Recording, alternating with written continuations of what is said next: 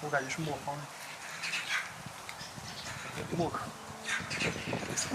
默克，外貌是胸口白，白手黑下巴，嘴角左侧黑斑。是他。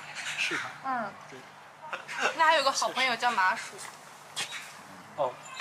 就我这上面其实还列了他跟哪个猫的关系比较好一些，就还比较神奇。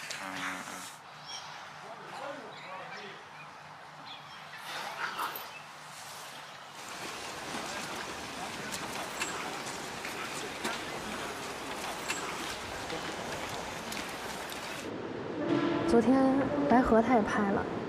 好，白河先登上，白河已经够久了。虾仁要加吗？加。就是我第一次知道有猫咪图鉴这个东西的时候，觉得就很有创意，感觉确实是北大的同学能干出来的事情。它是不是只在晚上出现过？那就那张吧。很神奇的是，在今年也是我跟慕瑶，我们两个现在在接管了这个小程序，然后把我认为有意思的东西留在上面。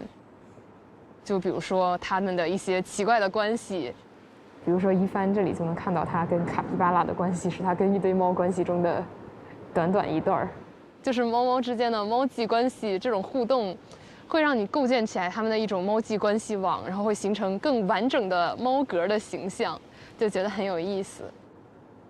就是在猫学里面有一个传统，就是如果你特别喜欢哪一只猫的话，可能就会把自己的水群的昵称改成这只猫的名字，然后慢慢的，实际上大家都不记得他们自己的真名叫什么，也挺有意思的。